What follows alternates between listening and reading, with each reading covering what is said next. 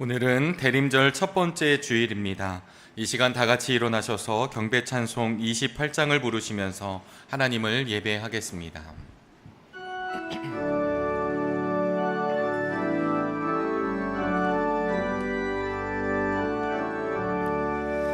복의 근원 강림하사 찬송하게 하소서. 한량없이 자비하심 측량할 길 없도다. 천사들의 찬송가를 내게 가르치소서. 구속하신 그 사랑을 항상 찬송합니다. 주의 크신 도움받아 이때까지 왔으니 이와 같이 천국에도 이르기를 바라네. 하나님의 품을 떠나 죄에 빠진 우리를 예수 구원하시려고 보혈을 여주셨네. 주의 귀한 은혜 받고 일생 빚진 자 되네. 주의 은혜 사슬 되사 나를 주께 매소서. 우리 마음은 연약하여 범죄하기 쉬우니 하나님이 받으시고 천국인을 지소서. 아멘.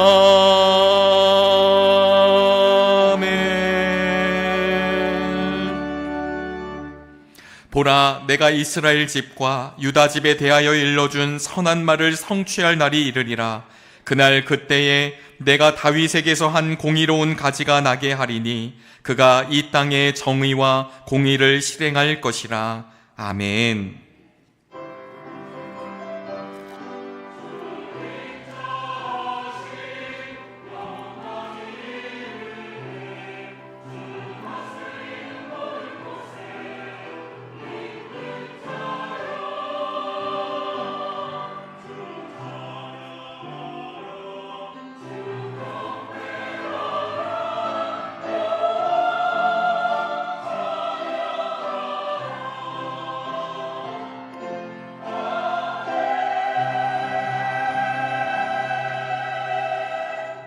다 같이 자리에 앉으시겠습니다. 교독문 115번 구주강림 첫 번째 말씀을 교독합니다.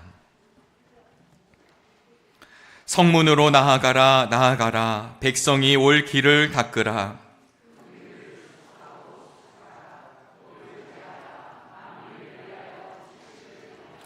여호와께서 땅끝까지 선포하시되 너희는 딸 시온에게 이르라. 보라, 내 구원이 이르렀느니라.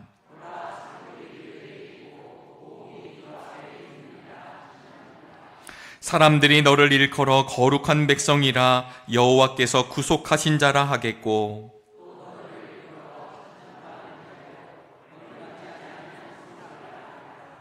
선지자 이사야의 책에 쓴 바 광야에서 외치는 자의 소리가 있어 이르되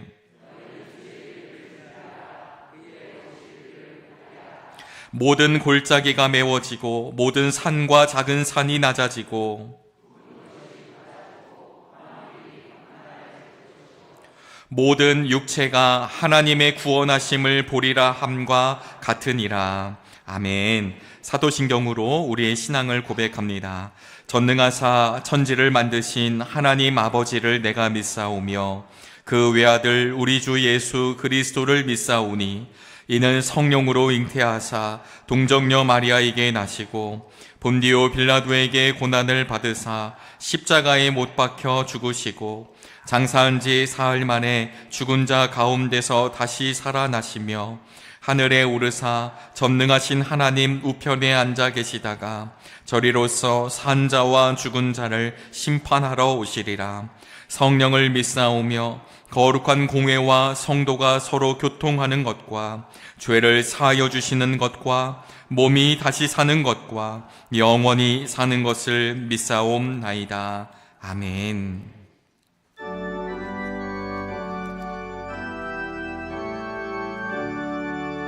목소리 높여서 주 찬양하여라. 영광과 권세와 존귀와 위엄을 온누리 다스리시는 만왕의 왕께 돌려라.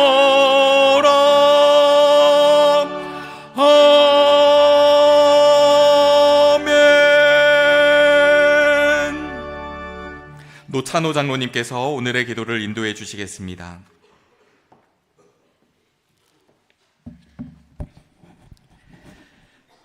존귀와 찬양을 받으시기에 합당하신 아버지 하나님, 원근각지에 살아가던 우리들을 오늘도 주님의 날에 주님의 전에 저희들을 부르셔서 예배의 자리로 인도하여 주시니 감사합니다. 하나님, 오늘은 올해의 마지막 달이요 12월의 첫 주 되는 귀한 주일입니다. 하나님께서 한 해 동안 저희들을 지켜주시고 인도하신 은혜를 감사하며 또한 한 해 동안 아버지 하나님, 우리가 미처 하나님 앞에 서지 못했던 부분이 있다면 바로 설 수 있는 그런 예배의 자리가 되게 하여 주시옵소서. 주님이 이 땅에 오셔서 우리에게 주님 오심을 기다리게 하는 대림절을 맞이하는 첫 자리 되기도 합니다. 하나님, 저희들을 예배의 자리에서 경배와 찬양의 제사를 드릴 때 하나님만 영광받아 주시옵소서. 대림절은 주님께서 오셨음을 기뻐하며 다시 오실 주님을 기다리는 소망의 계절입니다. 하나님, 저희의 연약함을 주님 앞에 내려놓고 주님의 말씀으로 채워지기를 기원하며 소원합니다. 우리의 마음 깊은 곳에 빛을 비추게 하시고 어둠 속에서 방황하지 않고 주님의 길을 따라갈 수 있도록 우리를 인도하여 주시옵소서. 사랑의 하나님, 이 땅에 참빛으로 오신 예수 그리스도를 보내주심으로 어둠 가운데 있던 저희가 소망을 갖게 하셨사오니 지나왔던 지난 시간의 삶을 되돌아보게 하시고 감사가 메마르고 인내하지 못하며 살았던 시간들을 회개하게 하여 주시옵소서. 주님, 주님을 믿는 성도로 늘 감사하지 못한 저희의 부족함도 용서하여 주시옵소서. 하나님, 12월 달은 겨울이 시작되는 계절입니다. 하나님, 저희들의 삶과 건강을 지켜주시옵시고 추운 날씨와 어려운 환경 속에서도 하나님의 보호하심을 경험하며 살아가게 하여 주시옵소서. 특별히 연약한 성도들의 건강을 지켜주시고 몸과 마음이 약한 이들에게 위로와 회복의 은혜를 더하여 주시옵소서. 우리 모두가 날마다 주님의 말씀으로 강건케 되는 역사도 있게 하여 주시옵시고 이 기절에 예수 그리스도의 사랑을 나눔을 실천하는 삶도 살아가게 하여 주시옵소서. 하나님, 우리가 세상의 어떤 욕망과 탐욕에 얽매였던 욕심을 주님 앞에 내려놓는 하나님 12월이 되게 하여 주시옵소서. 주님의 길을 예비하라 외치신 세례 요한의 음성을 기억하며 우리의 삶 속에서도 주님의 오심을 기다리며 살아가게 하여 주시옵소서. 성령의 능력으로 우리의 마음을 새롭게 하시고 말씀과 기도로 깨어있는 모든 성도가 되게 하여 주시옵소서. 하나님, 한 해를 마무리하며 이 나라 이 민족을 주님 앞에 올려드립니다. 정치와 경제, 국방과 모든 영역 안에 주님의 뜻 안에 붙잡힌 이 나라와 이 민족이 되게 하여 주시옵소서. 무엇보다도 하나님, 정치 지도자들이 하나님을 두려워하며 정의와 공의로 나라를 다스려가는 그런 정치 지도자들 되게 하여 주시옵소서. 하나님, 이 땅 위에 하나님 전쟁으로 인한 어려움이 없도록 이 민족과 이 땅을 긍휼함으로 지켜 주시옵소서. 하나님, 세계 각곳에 일어나고 있는 전쟁으로 인해 많은 어려움을 겪는, 그리고 온 그들의 생명을 잃어가는 그 땅에 하나님의 회복하심이 있게 하여 주시옵시고, 속히 전쟁이 그치는 그런 나라 되게 하여 주시옵소서. 하나님, 사랑의 아버지 하나님, 70주년을 맞는 우리 정릉교회, 이제 모든 한 가지 한 가지의 돌들이 세워져 가고 마무리되어 갈 때 하나님께서 70주년의 뜻있는 은혜가 있게 하여 주시옵시고, 무엇보다도 온 교회가 이 일에 함께 기도하며 우리가 이 일을 위해 최선을 다해 준비케 하셨사오니, 마무리도 주의 은혜 가운데 잘 마무리되는 그런 은혜도 있게 하여 주시옵소서. 하나님, 획기적으로 이제 11월을 마무리하고 이제 새해를 준비하는 저희 교회입니다. 하나님, 다음 주에는 우리가 우리 교회에 아버지 당회로 모이게 됩니다. 하나님께서 크신 은총이 당회 후에도 함께 하셔서 새로운 해를 계획하고 나눌 때 주님의 기뻐하심과 은혜가 있게 하시고, 또한 아버지 하나님 세워가는 주의 은혜, 세워지는 종들마다, 또 하나님 세워지는 임원들마다 하나님의 기쁨이 있게 하여 주시옵소서. 하나님, 오늘 또 주님의 말씀을 전하실 담임 목사님에게 성령의 기름을 부으셔서 말씀을 통해 전해지는 말씀이 우리의 심령을 새롭게 하고 주님의 뜻을 깨닫게 하여 주시옵소서. 말씀을 듣는 우리가 신령한 은혜를 결단하며 세상 속에서 주님의 제자로 살아가게 하여 주시옵소서. 오늘 또 예배를 돕는 이들에게 이름 없이 빚 없이 섬기는 주의 자녀들에게 헌신을 기뻐 받아 주시옵소서. 호산나 찬양대의 찬양을 주님 오늘 또 흠양하여 주시옵고, 오늘 또 주님의 크신 은혜를 기대하며 예수님의 이름으로 기도하옵나이다. 아멘.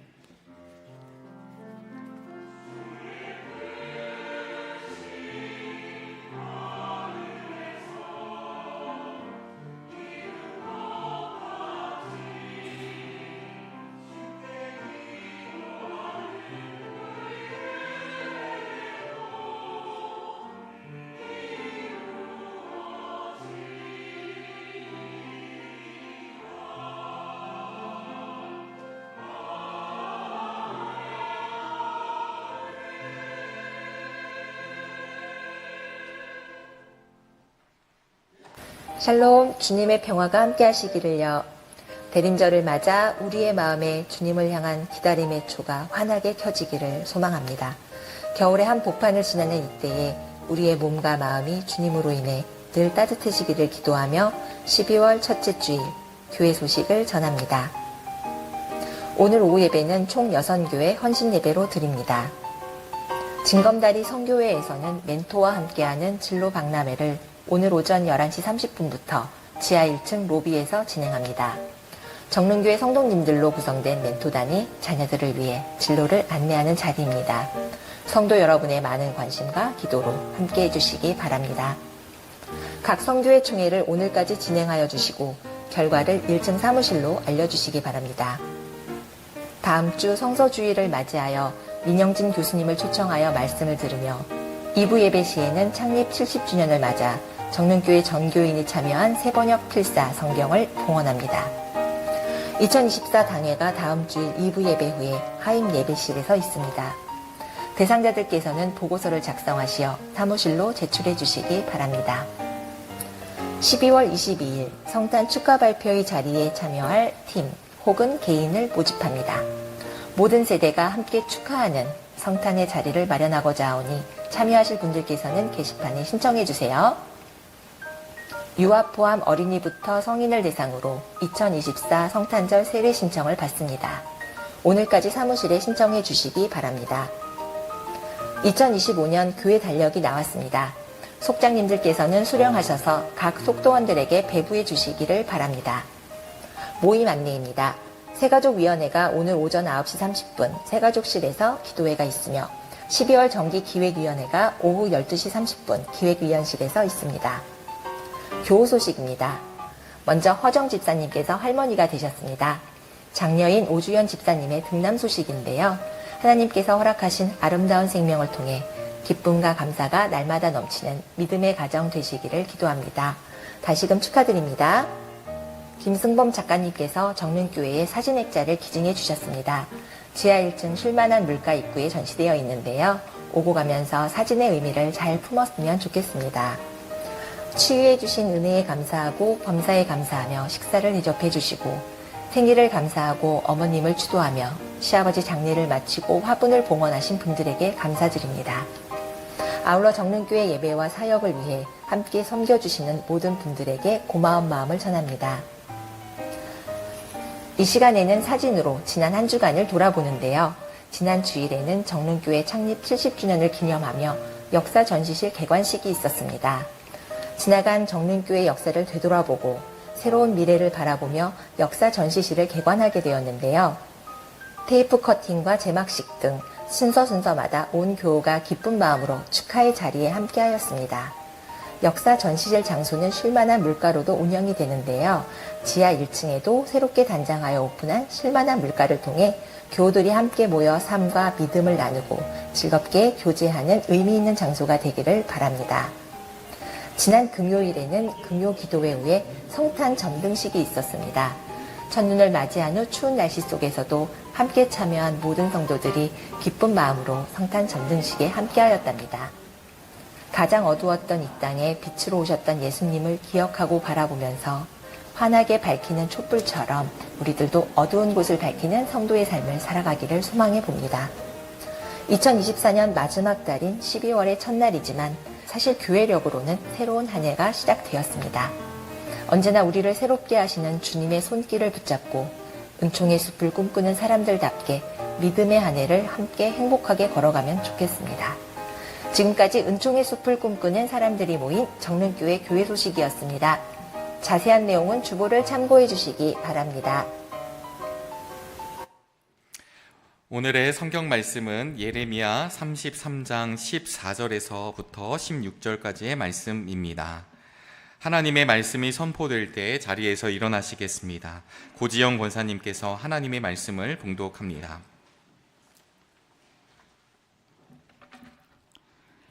나 주의 말이다. 보아라, 내가 이스라엘 가문과 유다 가문에 약속한 그 복된 약속을 이루어 줄 그날이 오고 있다. 그때 그 시각이 되면 한 의로운 가지를 다윗에게서 돋아나게 할 것이니 그가 세상에 공평과 정의를 실현할 것이다.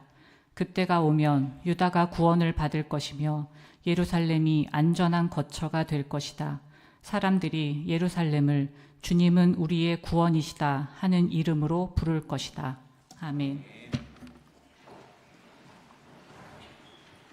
이 시간에는 호산나 찬양대의 찬양이 있겠습니다. 찬양 후에 담임 목사님께서 주님의 약속이라는 제목으로 말씀을 전하실 때 큰 은혜 있으시길 바랍니다.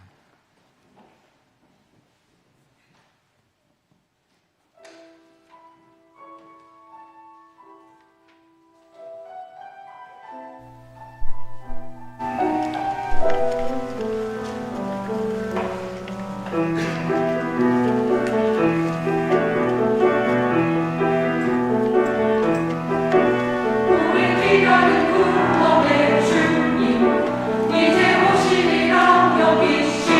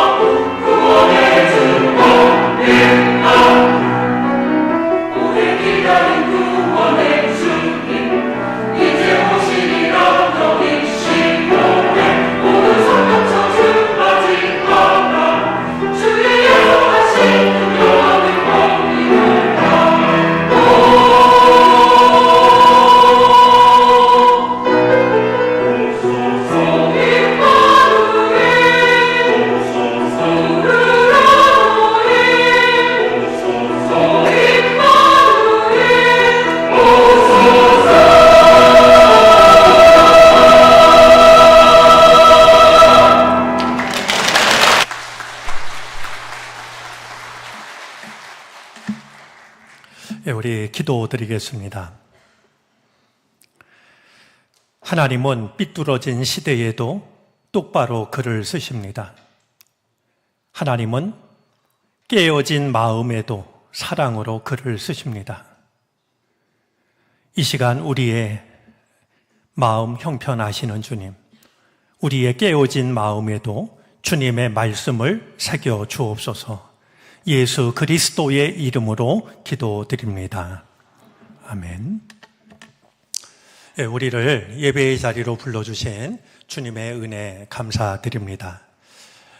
예배하러 모인 우리들의 마음속에 오직 주님만이 주실 수 있는 하늘의 은총과 평화가 임하게 되기를 바랍니다. 우리가 가지고 나온 우리 마음속의 어둠과 모든 상처들을 주님께서 어루만져 주셔서 온전케 되는 귀한 은혜가 예배하는 시간 내내 우리와 함께 하기를 바랍니다. 매우 드문 일이었다라고 여겨지는데 첫눈치고는 굉장히 많은 눈이 내렸습니다. 혹시 눈 때문에 어려움이나 불편함을 겪으신 분들이 계시지 않을까 모르겠습니다. 넘어져서 다쳤다라는 소식들을 곳곳에서 듣게 되는데 넘어지지 마시기를 바라고 다치는 일이 없었으면 좋겠습니다. 겨울 내내 하나님의 은총 안에서 평안하고 건강한 시간을 보내게 되기를 바랍니다. 오늘은 12월 1일로서 한 해를 보내는 마지막 달의 첫날입니다. 생각해 보면 2024라는 숫자가 이제 조금 익숙해진 것 같은데 벌써 보내야 되는 해가 되었습니다. 참 세월이 빠르다라고 하는 걸 다시 한번 느끼게 됩니다. 그래도 한 달이라고 하는 시간이 남아 있습니다. 제가 기억하는 독일 속담 중에 다음과 같은 속담이 있습니다. 엔데 굿, 알레스 굿이라는 말인데요. 끝이 좋으면 모든 것이 다 좋은 것이다 라는 뜻입니다. 우리 2024년은 우리 생애에 다시는 우리에게 돌아오지 않을 시간들입니다. 그러나 2024년을 잘 보내서 잘 마무리해서 2024년이라는 시간이 우리 마음속에 의미 있는 시간으로 또 감사한 시간으로 남게 되었으면 좋겠습니다. 이렇게 한 해를 보내는 마지막 달이지만 교회력으로는 한 해를 시작하는 달이기도 합니다. 주님 오심을 기다리면서 한 해를 시작한다라고 하는 것이 참 소중하고 의미가 있다라고 여겨집니다. 그야말로 정말 반갑고 고마운 손님이 올 때 그 손님을 맞이하기 위해서 몸도 마음도 분주해지는 것처럼 마음이 설레는 것처럼 주님 오심을 그렇게 기다릴 수 있었으면 좋겠습니다. 누추한 마음, 청소도 좀 하고 주님을 향한 믿음의 등불이 끄름으로 이렇게 더럽혀져 있다면 좀 깨끗하게 닦기도 하고 심지가 제대로 남아있는지도 살피고 또 향기로운 기름은 얼마나 내가 예비하고 있는가 기름도 돌아보는 그런 시간 말이죠. 대림절이 다가오면 습관처럼 떠오르는 것들이 있습니다. 제게는 몇 단어와 또 어떤 시의 한 대목이 떠오르는데요. 무엇보다도 반칠한 시인이 쓴 가정방문이라고 하는 시가 생각이 납니다. 반칠한 시인이 쓴 가정방문 중에 제가 한 대목을, 마지막 대목을 좀 읽어드리겠습니다. 양푼에 조선 오이 삐쳐놓고 찬물 한 대접 곁들여 놓고 엄마 옆에 붙어 앉았지만 선생님 말씀 듣기지 않고 기름때 묻은 사기 등잔이 구멍난 창호지가 흙 쏟아지는 베름짝이 쥐 오줌에 처진 안방 천장이 잡을 돋는 헛간 지붕이 용용 죽겠지 눈 꿈쩍이며 선상님 나 여기수 소리를 치네 주곡의 이정골 통틀어 제일 윗단집 전기도 안 들어오는 산지기 집에 담임 선생님 오신 날, 나 이날 잊을 수 없네. 제 연배 되시는 분은 아마 쉽게 공감할 것 같습니다. 초등학교 때 해마다 연초가 되면 부지런한 선생님은 1년에 2번 꼭 가정 방문을 하셨습니다. 그날이 마음 설레게 기다려 본 적은 한 번도 없었던 것 같습니다. 내 집을 어떻게 보여드리지? 그런 조심스러운 마음이 늘 마음을 가득 채웠죠. 오늘 반칠한 시인의 시 속에 나오는 한 아이도 마찬가지입니다. 한 골짜기 맨 끝에 사는, 전기도 들어오지 않는 집에 사는 이 아이가 제발 우리 집엔 선생님이 오시지 말았으면 정말 간절히 바랍니다. 근데 어느 날 아무 얘기도 없이 선생님이 불쑥 나타납니다. 도망을 치기에는 이미 늦었습니다. 집에 오신 선생님이 엄마를 찾는데요. 이 아이가 이제 채소밭에서 일하는 엄마에게 달려가서 담임 선생님이 오셨다는 소식을 알립니다. 열무밭에서 김을 메고 있던 엄마가 담임 선생님이 오셨다는 말을 듣고 달려오는데요. 시 속에 담긴 엄마 모습이 가관입니다. 감물든 난닝구, 넥타이 허리띠로 동여맨 고무줄 헐건 몸빼 바지, 동방이 받는 셋째형 깜장색 훈련화, 거기에 조자룡 헌창 쓰듯 손에 들고 있는 흙 묻은 호맹이. 결국 집에 이렇게 둘러 앉았는데요. 그냥 오이 하나, 선생님한테 대접할 게 없어서 오이 하나 내놓은 게 전부인데요. 주변에 보니까 온갖 감추고 싶은 것들 뿐입니다. 쥐 오줌으로 축 처진 천장은 아마 그 시대를 살았던 사람은 금방 떠올릴 수 있을 겁니다. 그런데 시인의 마지막 그 시의 구절은 다음과 같이 끝납니다. 추곡의 이정골 통틀어 제일 외딴 집, 전기도 안 들어오는 산지기 집에 담임 선생님 오신 날, 나 이날 잊을 수 없네. 제가 이 시를 대림절이 되면 저도 모르게 떠올리게 되는 것은 주님이 우리를 찾아오신 것의 의미가 다르지 않다라고 여겨지기 때문입니다. 안 와도 좋을 것 같은 그런 초라하고 보잘것없는 집이었지만 그 집을 담임 선생님이 찾아오셨고 시인은 나 이날 잊을 수 없네 라고 노래하고 있는데요. 주님이 우리를 찾아오신 그날 그 시간도 무엇이 다르겠습니까? 나 이날 잊을 수 없네 라는 그 말을 우리도 주님 앞에 할 수 있었으면 좋겠습니다. 또 하나 떠오르는 우리말이 있는데요. 물마중이라는 말입니다. 여러분, 마중물이라는 말은 이제 흔하게 쓰는 것 같습니다. 펌프질을 할 때 먼저 한 바가지 넣는 물을 마중물이라고 부르죠. 그런데 마중물만 있는 게 아니라 물마중이 있습니다. 해녀들이요, 이제 바다에 나가서 이제 해산물을 따기 위해서 여러 번 이제 물 속에 들어갑니다. 그러다 보면 어느새 이제 바다에서 딴 것들이 바구니 가득 차게 되죠. 그 무게가요, 굉장하다고 그럽니다. 그런데 이 해녀가 일할 때 제일 위험한 순간이 있는데요. 자맥질을 하는 그 시간이 아니라 그것을 다 마치고서 자기가 채취한 해산물을 가지고 밖으로 나오는 시간이라고 그럽니다. 기온은 다 빠졌고 그건 이제 해산물은 무겁고 말이죠. 그걸 가지고 나오다가 넘어져서 다치는 일이 다반사라는 거예요. 그런데 이제 이 엄마가, 정말 나이가 많은 엄마가 바다에 나가서 바닷속에 수없이 드나들면서 해산물을 따가지고 올 때 아들이 혹은 누군가가 마중을 나가는 일이 있습니다. 그걸 혼자 가지고 나올 수가 없으니까 말이죠. 이제 바다에서 점점 가까이 다가올 때 마중을 나간 아들이나 남편이나 누군가가 그걸 가지고 오는 해녀를 향하여서 손을 흔듭니다. 이제 그것을 바로 물마중이라고 하는데요. 해녀들은 누군가가 마중을 나와서 손을 흔드는 모습을 보면은요, 피가 따뜻해지는 걸 느끼게 된다고 그래요. 참 표현도 기가 막히고 표현뿐만이 아니라 실제로 말이죠. 그 차가운 바닷물 속에 드나드는 몸이 얼마나 얼어 있겠습니까? 그런데 나를 향해서 손을 흔들면서 기다리는 누군가를 보면 피가 따뜻해지는 경험을 하게 된다는 겁니다.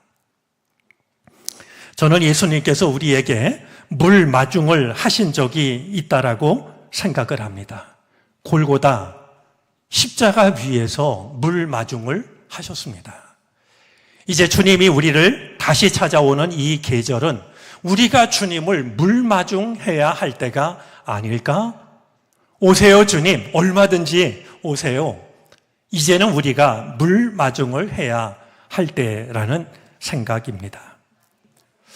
반복이라는 말도 우리 기억 속에 새겨졌으면 좋겠습니다. 요즘 시대에는 상상하기 힘든 일인데요.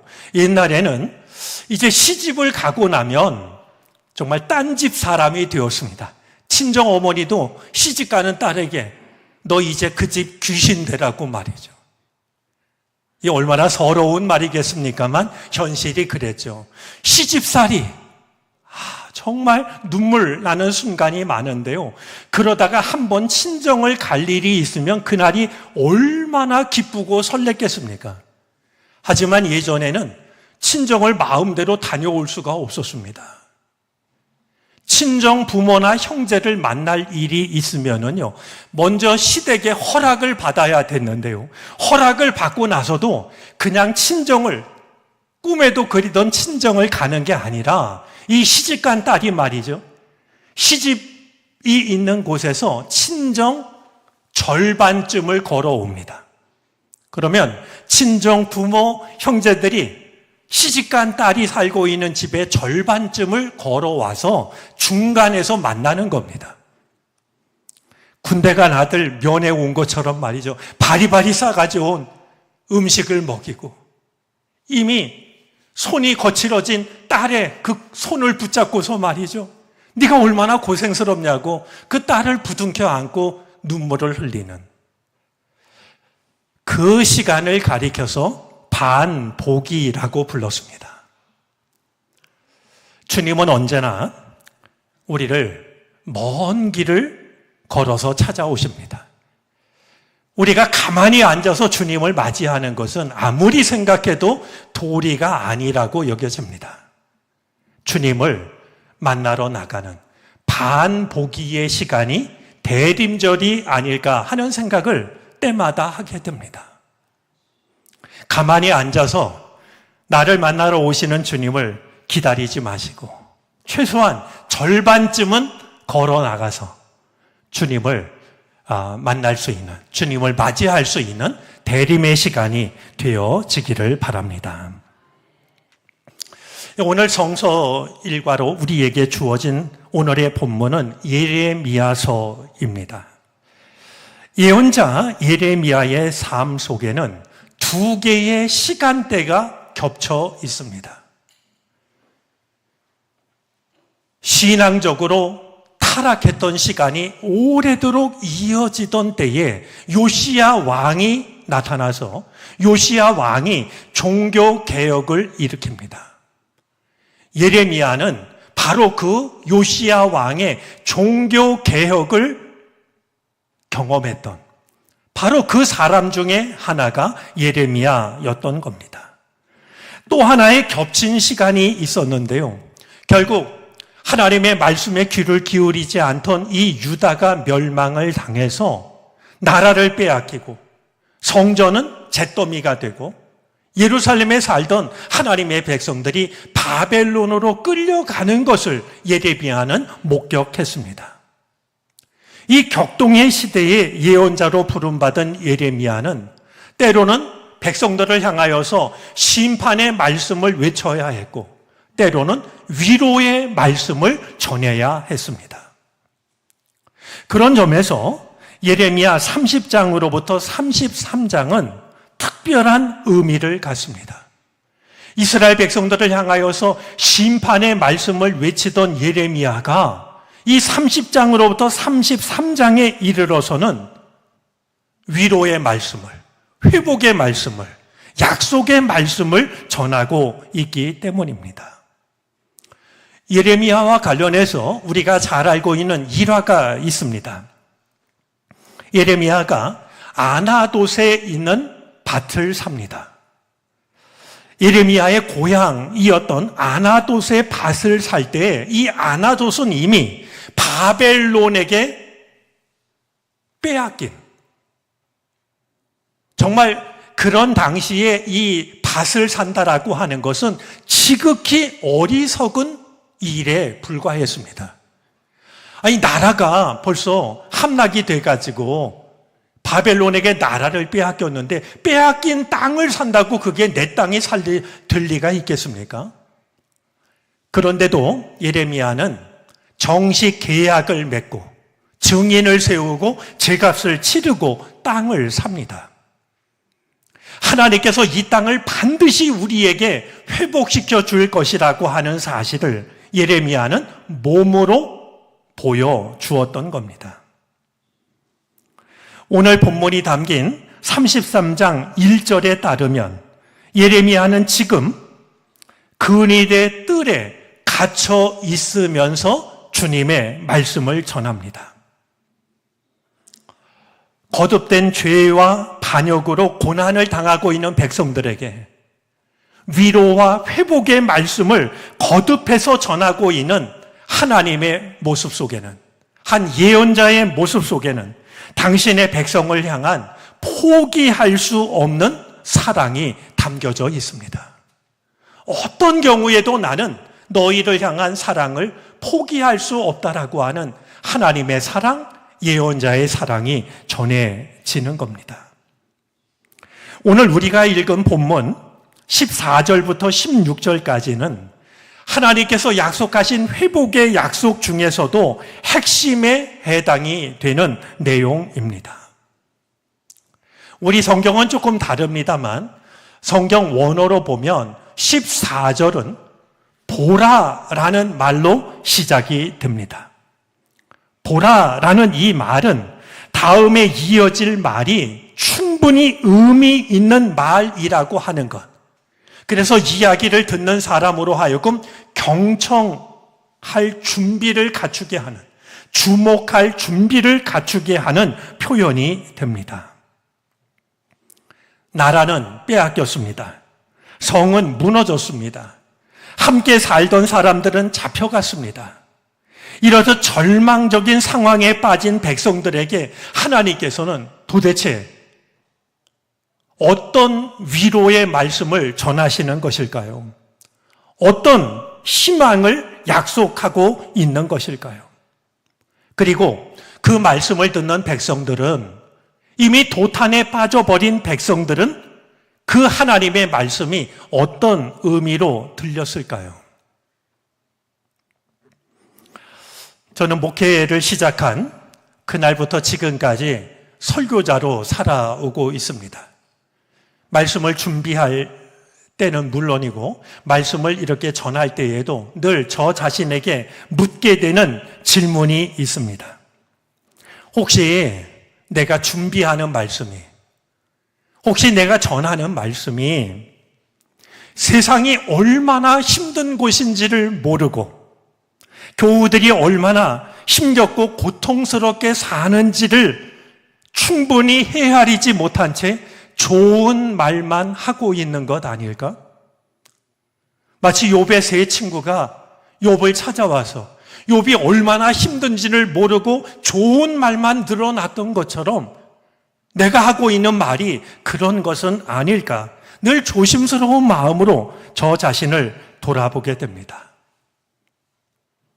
토마시 할리크라는 사람이 하나님을 기다리는 시간이라는 책에서 자신의 경험 한 가지를 들려주는데요.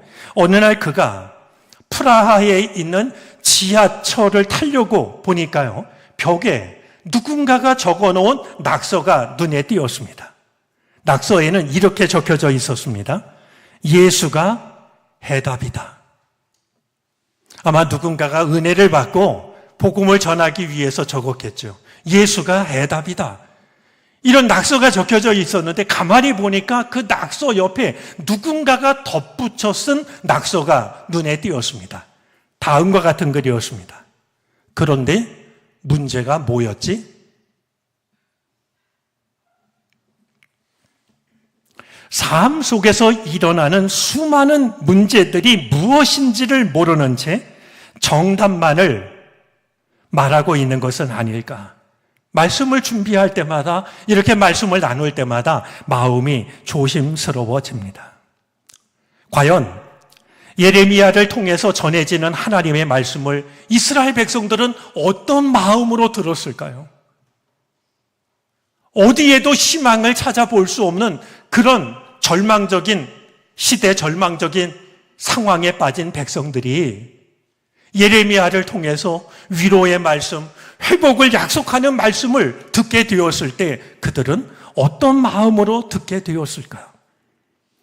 그런 조심스러운 마음으로 예레미야를 통해서 전하시는 주님의 말씀에 경청을 하게 됩니다. 거룩한 주님의 영이 우리의 마음을 말씀 앞으로 이끌어 주시기를 바랍니다. 자, 먼저 하나님께서는 이 절망 속에 빠진 백성들을 향하여서 나는 약속을 잊지 않고 있다라고 말씀합니다. 오늘 본문 14절인데요. 하나님께서는 하나님의 백성들과 했던 그 약속을 잊지 않으실 뿐만이 아니라 그 약속을 복된 약속이라고 말씀합니다. 그런데요, 오늘 14절 말씀에 보면 놀랍게 여겨지는 단어가 등장합니다. 이스라엘 가문이라는 단어입니다. 여러분, 북이스라엘은요, 예레미야가 지금 이 말씀을 전하고 있는 시점으로부터 약 150년 전에 나라를 빼앗겼습니다. BC 722년에 아시리아에 의해서 나라를 빼앗겼고 이스라엘 백성들은 세계 곳곳으로 흩어졌습니다. 그런데 오늘 예레미야를 통해서 또다시 절망에 빠진 백성들에게 말씀하시면서 내가 이스라엘 가문과 유다 가문에 약속한 그 복된 약속을 이루어 줄 그날이 다가오고 있다라고 말씀하십니다. 어떤 경우에도 우리가 잊지 말아야 할 것이 있습니다. 우리가 하나님을 잊을 때에도 하나님은 우리를 잊지 않으신다라는 사실입니다. 오늘의 삶이 고통스럽고 절망스럽다 할지라도, 그래서 정말 하나님이 나를 잊으신 것 아닐까라는 생각이 찾아든다 할지라도 한 가지 잊지 말아야 할 중요한 사실은 하나님은 내 이름을 알고 계시고 나에게 했던 약속을 기억하고 계시다는 사실입니다. 어떤 상황 속에서도 하나님이 나를 잊지 않으셨다는 것을 우리도 잊지 않을 수 있게 되기를 바랍니다. 하나님께서는 이제 이스라엘 가문과 유다 가문에 하신 약속을 떠올리고 계시는데요. 이 약속은 예레미야 23장 3절부터 8절까지의 말씀을 떠올리게 합니다. 우리가 조금 길지만 한번 그 말씀을 교독하도록 하겠습니다. 제가 한 절 읽고 여러분들이 다음 절을 읽으시면 좋겠습니다. 이제는 내가 친히 내 양떼 가운데서 남은 양들을 모으겠다. 내가 쫓아냈던 모든 나라에서 모아서 다시 그들이 살던 목장으로 데려오겠다.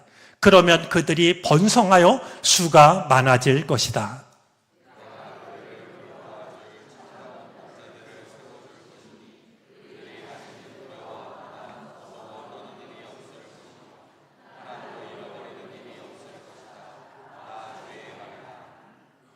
내가 다윗에게서 의로운 가지가 하나 돋아나게 할 그날이 오고 있다. 나 주의 말이다.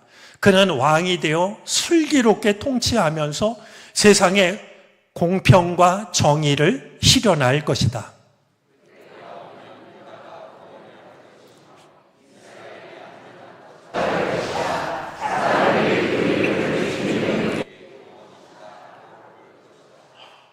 그러므로 보아라, 그날이 지금 오고 있다. 나 주의 말이다. 그때에는 사람들이 다시는 이스라엘 백성을 이집트 땅에서 이끌어내신 주의 살아계심을 두고 맹세하지 않고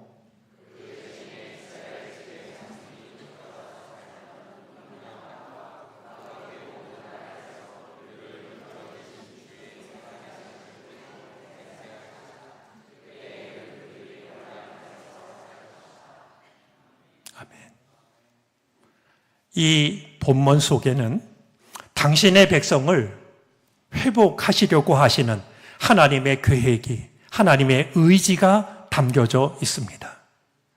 하나님께서는 먼저 참 목자를 세우시겠다라고 말씀합니다. 북이스라엘이 그러했듯이 많은 하나님의 백성들이 어딘지 모르는 곳으로 흩어졌습니다.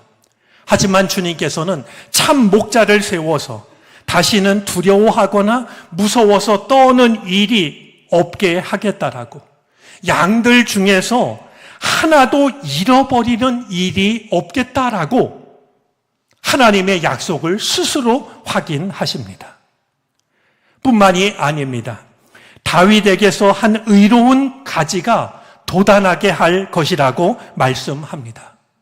우리는 주님께서 말씀하신 그 한 가지가 바로 이 세상에 태어나신 예수 그리스도를 가리킨다는 것을 익히 알고 있습니다. 그가 왕이 되어 세상을 통치하면 사라졌던 공의와 정의가 실현되게 됩니다. 우리가 살고 있는 이 땅에 공의와 정의가 보이지 않는다라고 하면 우리는 물어봐야 됩니다. 과연 이 땅을 주님께서 통치하고 계신 것일까? 라고 하는 것을 말이죠. 주님이 다스리시는 그날이 오면 유다는 구원을 받고 이스라엘은 안전한 거처가 될 것이라고 말씀합니다. 앞에서 언급한 것처럼 북이스라엘은 이미 멸망을 당한 지 150년 세월이 지나갔고 남유다는 바벨론에 의해서 나라를 빼앗긴 잿더미가 된 상태임에도 불구하고 하나님께서는 다윗의 가지에서 나온 이가 왕이 되어 통치하면 구원을 받고 안전한 거처에서 살게 될 것이라고 하나님께서 하신 약속을 스스로 확인하고 계신 것이죠. 오늘 주님의 말씀 앞에서 우리가 한 가지를 마음속에 담았으면 좋겠습니다. 하나님께는 늦는 법이 없습니다. 사람이 볼 때는 모든 것이 다 끝났고 아무것도 소용이 없게 된 상황이었습니다. 하지만 하나님께서는 그들을 다시 회복하겠다라고 약속하고 있는 겁니다. 하나님의 약속은 이것이 전부가 아닙니다. 그렇게 주님이 다스리실 때의 결과를 16절에서 말씀을 합니다. 우리 16절 말씀을 새번역, 공동번역, 메시지 성경으로 한번 차례대로 읽어보도록 하겠습니다. 읽어주시겠습니까?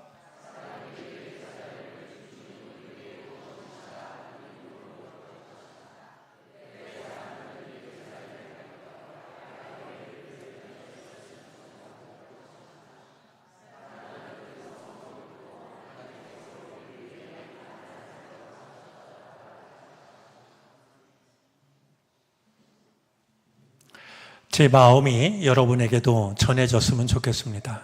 오늘 이 말씀 앞에서 마음이 간절해집니다. 하나님의 백성들에게 예레미야를 통해서 하셨던 저 말씀이 우리에게도, 우리를 통해서도 이루어질 수 있다면 얼마나 좋을까라는 마음이 들기 때문입니다. 참다운 목자, 다윗의 가지에서 나온 예수 그리스도께서 우리를 다스리실 때 사람들은 우리를 바라보면서 저 사람이야말로, 저 사람의 삶이야말로 하나님께서 회복시켜 주신 삶이라고 말할 수 있다면, 누군가가 우리를 바라보면서 저 사람은 하나님이 다시 살려주신 사람이야, 저 사람이 저렇게 회복될 수 있었던 것은 하나님께서 저를 다스리셨기 때문이야, 그렇게 말할 수 있다면 얼마나 좋을까요?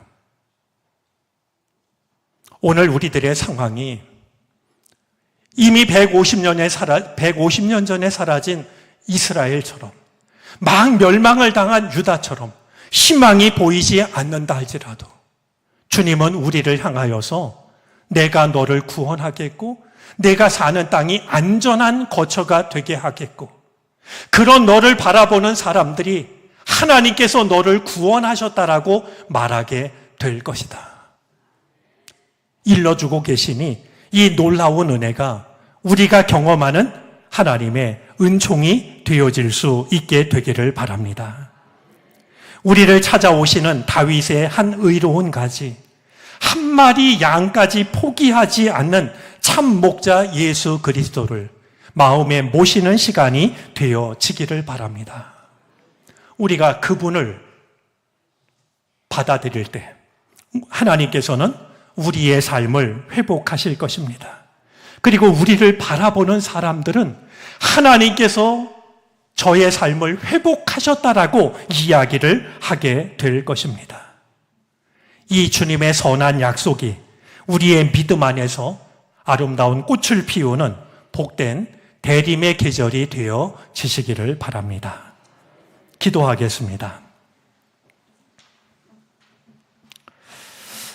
절망 속에서도 주님의 회복을 믿는 믿음의 사람이 되게 해 주십시오. 주님의 손이 닿지 못할 만큼 깊은 구덩이는 없습니다. 아프게 손을 뻗어 우리를 붙잡으시는 예수 그리스도의 이름으로 기도드립니다. 아멘. 찬송가 104장을 찬송하겠습니다. 마지막 절을 부르실 때 다 같이 자리에서 일어나셔서 드리신 예물을 하나님께 봉헌하시겠습니다.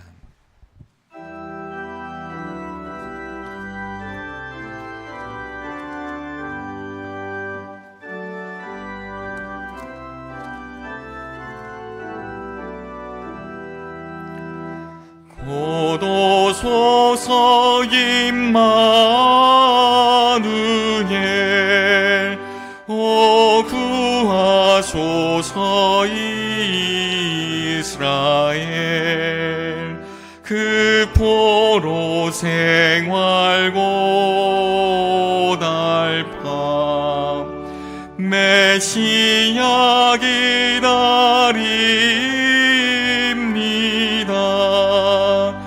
기뻐하라 이스라엘, 곧 오시리요 임마누엘.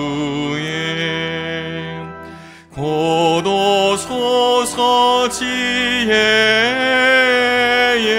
주, 온 만물 질서 주시고 참 진리의 길 보이사 갈 길을 인도하소서.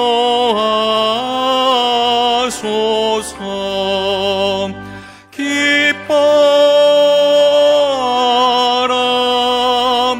이스라엘, 곧 오시리요 임마누엘. 곧 오소서 소망의 주, 만 백성 한 맘 이루어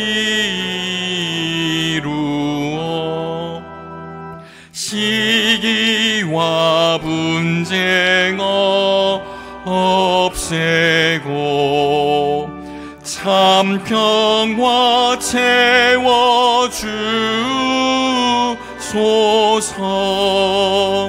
기뻐하라 이스라엘, 곧 오시리요 임마누엘. 아멘.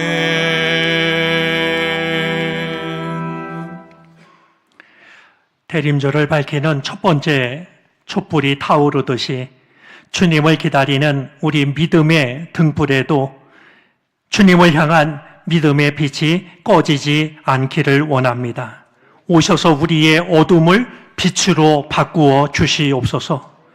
혼돈과 공허와 어둠을 아름다운 세상으로 빚으셨던 것처럼 오늘 우리를 괴롭히고 있는 모든 어둠과 공허와 이제 텅 빈 그 마음을 주님의 아름다움으로 바꾸어 주시기를 간절히 바라고 원합니다. 우리가 드린 예물 속에는 주님을 사랑하는 마음과 주님께 의지하는 마음이 담겨 있습니다. 모든 형편과 사정을 아시는 주님께서 합력하여 선을 이루어 주시기를 바라고 원합니다. 없어져 올 모든 것들을 다 물리쳐 주시옵소서. 우리에게 필요한 것을 은혜로 허락하여 주시옵소서. 이 세상을 하나님의 사람으로 살아가는 기쁨과 감사가 걸음마다 넘쳐나게 하여 주옵소서. 특별히 몸이 아픈 이들에게 회복의 은혜를 내려주시기를 바라고 원합니다. 치료의 광선을 비추시사 외양간에서 나온 송아지처럼 기뻐 뛰는 은혜를 누리게 하시옵소서. 이 세상 살아가는 동안 이제 많은 이들을 사랑하며 살게 하여 주시고 하나님의 영광의 기쁨으로 참여하는 삶을 살아가게 하시옵소서. 우리가 마음을 바쳐 싸우니 하나님 나라, 하나님의 영광을 위하여 주 뜻대로 사용해 주옵소서. 예수 그리스도의 이름으로 기도를 드립니다. 아멘.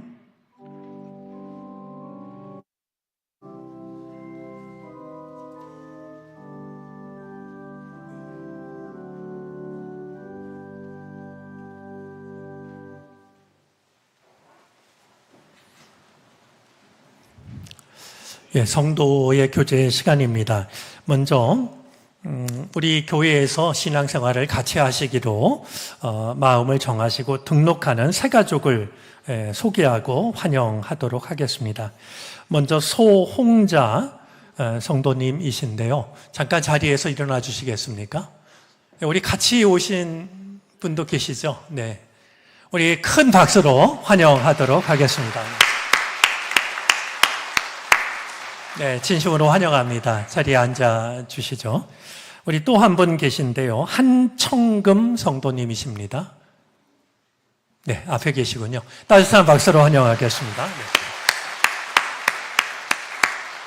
네, 앉아 주시죠. 좋은 믿음의 교제가 이어지게 되기를 바랍니다.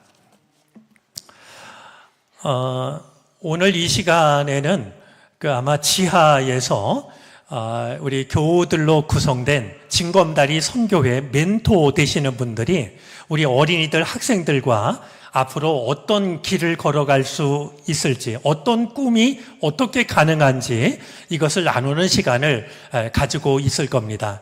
우리 다음 세대가 아름다운 꿈을 가지고 신앙 안에서 정말 복된 길을 걸어갈 수 있도록 기도해 주시기를 바랍니다. 한 두어 가지 말씀을 드립니다. 우리 다음 주일이 성서 주일이어서 민영진 교수님 오셔서 말씀을 전하시게 되고요. 그 다음 주일인 12월 셋째 주일 오후에는 우리 모든 교우들이 모여서 영화를 한 편 볼 예정입니다. 저니 투 베들레헴이라는 영화인데요. 1시 30분에 영화를 봅니다. 극장에서 상영하고 있는 영화인데 이렇게 잘 연결이 돼서 교회에서도 상영을 하게 되었습니다. 우리 교우들뿐만 아니라 좀 이렇게 전도하고 싶은 분들 같이 모시고 와도 참 좋은 시간이 될 거라고 여겨집니다. 우리 청장년 선교회에서 동역하는 교회 돕기 위해서 생강청 판매를 한다고 하니까 이용해 주시면 좋겠습니다. 교회 달력이 나왔는데요. 우리 속회를 통해서 받으시기 어려운 분들은 사무실을 통해서 얼마든지 받아가시면 되겠습니다. 우리 성도의 교제 하겠습니다. 옆자리에 있는 분, 앞뒤에 있는 사람 서로 인사하겠습니다. 영상으로 참여한 분들도 주님의 은혜가 함께 하시기를 바랍니다.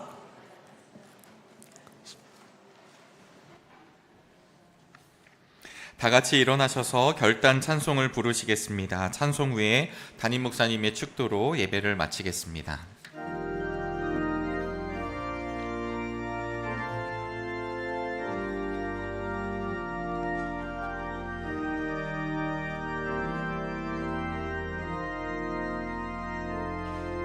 내가 누려왔던 모든 것들이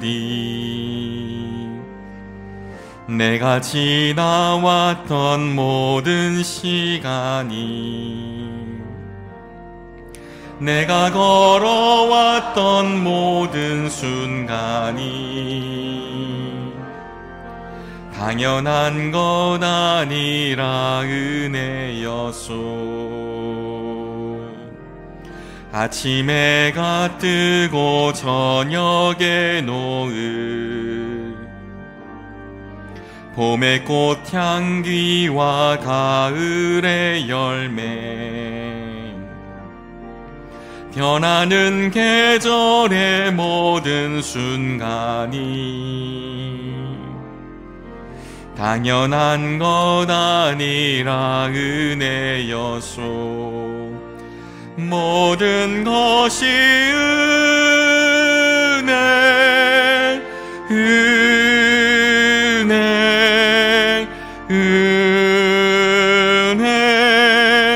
한없는 은혜. 내 삶에 당연한 것 하나도 없었던 것을 모든 것이 은혜였소. 모든 것이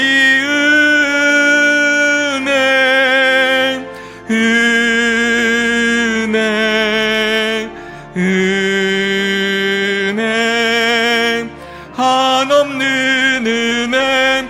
내 삶에 당연한 것 하나도 없었던 것을 모든 것이 은혜였소. 지금은 자격 없는 우리에게 구원의 은혜를 허락하시기 위하여 십자가에 달리셨던 예수 그리스도의 은혜와 단 한 번도 우리를 잊거나 포기한 적 없으신 하나님의 지극하신 사랑하심과 우리의 연약함을 아시고 거룩하심 앞으로 여전히 우리를 이끌어 가시는 성령의 인도하심이 예배를 마치고 돌아서는 우리 모두 가운데 이제로부터 영원토록 함께 계시옵기를 간절히 축원하옵나이다. 아멘.